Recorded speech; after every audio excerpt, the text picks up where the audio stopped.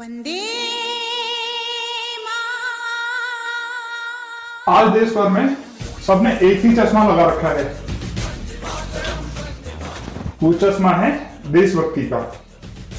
15 अगस्त और 26 जनवरी को उगने वाली इस देशभक्ति का मतलब होता है एक दिन की छुट्टी, 2-4 जोशीले देशभक्ति गाने, स्कूल कॉलेज में बंटने वाली बूंदी और चारों तरफ लगे झंडे। थोड़ी और देशभक्ति दिखानी हो तो सोशल मीडिया में देशभक्ति वाली 2-4 पोस्ट और अपनी प्रोफाइल पिक में तिरंगा भी लगा सकते हैं।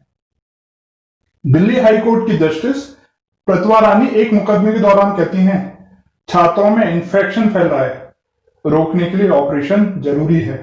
यह टिप्पणी आज के युवा की दिशा और दशा दोनों बताने के लिए काफी है। हाय फ्रेंड्स, मैं हूं गिरीश बंसल और मैं बात कर रहा हूं दिखावटी देशभक्ति और नकली इंसानियत की। मैं एंटी नेशनलिस्ट हूं या भक्त, ये डिसाइड करने से पहले इस वीडियो मैसेज को एंड तक जरूर देखें। युद्ध या संकट के समय देशभक्ति एक स्वाभाविक प्रतिक्रिया है और देश के बहुत काम आती है।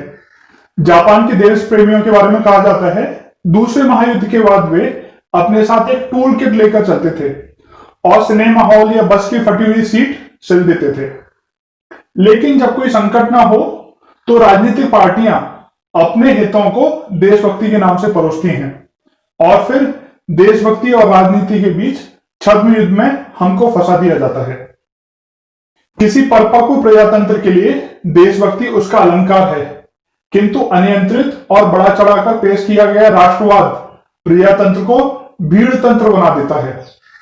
धर्म, देशभक्ति और राष्ट्रवाद का कुटिल राजनीतिक दुरुपयोग वैध आलोचनाओं से ध्यान हटाने का प्रयास करता है, हिंसा और नफरत को प्रोत्साहित करता है, जिसका उदाहरण है बीजेपी शासित प्रदेशों में सो कॉल्ड गौरक्षकों की गुंडागर्दी, ममता दीदी की राज्य पश्चिम बंगाल में भीड़ तंत्र का न्याय और अभी 2 दिन पहले बेंगलोर में हुए दंगे।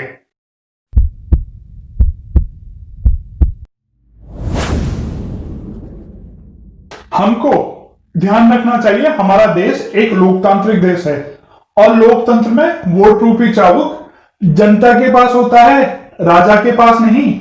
किंतु यह हमारे ऊपर है, हम इस चाबुक से घोड़े को बेलगाम होने से रोकें या कुछ रुपये, शराब या फ्री की चीजों के लालच में अपना ईमान, अपना वोट बेच दें। बातें तो इतनी हैं कि कभी खत्म ना हो, किंतु जब आगाज किया है तो बातों को अंजाम तक पहुंचाना ही होगा। मैंने कुछ पंक्तियां लिखी हैं जिन्हें आप एक कविता समझ सकते हैं। वास्तविकता में तो ये मेरे दिल का गुब्बार है जो कुछ ऐसे उमड़ उमड़ कर बाहर आया है। गलती हो तो माफ नहीं, YouTube कमेंट में लिखिएगा और अगर बात सच्ची और अच्छी लगे तो सबको जरूर सुनाइएगा। शुरू करता हूं, जरा गौर फरमाइए। बैन चाइना बैन बोलकर, बैन चाइना बैन बोलकर चाइनीज माल खरीदूं मैं, किंतु देश मुझे सुरक्षित चाहिए। अपने घर को छोड़, अपने घर को छोड़ सब जगह गंदगी फैलाऊं मैं, किंतु देश मुझे साफ और स्वच्छ चाहिए। हमको पता है बिजली और पानी की क्या अहमियत है हमारे लिए, फिर भी हम जल ही जीवन है बोलकर, जल ही जीवन है बोलकर पानी बर्बाद करता फिरूं मैं, किंतु पानी मुझे फ्री और साफ चाहिए। सदुपयोग की जगह बिजली चोरी करूं मैं, किंतु बिजली मुझे 24 घंटे चाहिए। चाहे भूखे मरे लोग, चाहे भूखे मरे लोग, खाना यूं ही बर्बाद करूंगा मैं, पर राशन भी मुझे भरपूर और सस्ता चाहिए। मास्क पहनने की जगह, मास्क पहनने की जगह थूकता फिरूं यहां वहां और ना जाने कहां कहां, किंतु कोरोना मुझे खत्म चाहिए। इस कविता की आखिरी किंतु सबसे ज्यादा जरूर पंक्ति है, बहुत ध्यान से सुनिएगा। हर बार और बार बार, हर बार और बार बार हिंदू मुस्लिम के नाम से वोट करूं मैं, किंतु देश मुझे विकसित चाहिए। हम कहते हैं गौ माता, गंगा माता, भारत माता, किंतु कितने शर्म की बात है विदेशों में जहां इन सबको ऐसा कोई दर्जा नहीं दिया जाता, फिर भी इनकी स्थिति हमारे देश से बहुत बहुत बेहतर है।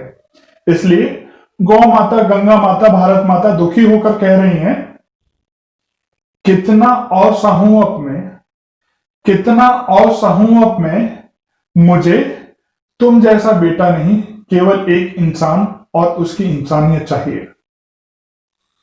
अगर इस कविता की पंक्ति का एक भी मैं हम में से किसी के अंदर है तो मेरे लिए उसकी देशभक्ति एक दिखावटी देशभक्ति है। और ये मेरा आखिरी सवाल मोदी, राहुल, अखिलेश, माया, केजरीवाल या किसी और नेता को मानने और पूजने वालों से है। आखिर इस 21वीं सदी में भी 20 बुनियादी समस्याओं से जूझ रहे हमारे देश में ये दिखावटी देशभक्ति और नकली इंसानियत किस मसले का हल है? अगर किसी के पास जवाब हो तो मुझे भी बताइएगा। मीठे हो या कड़वे, आपके जवाब, आपकी राय केवल मेरे लिए नहीं, हम सभी के लिए जरूरी है। जय हिंद, जय भारत।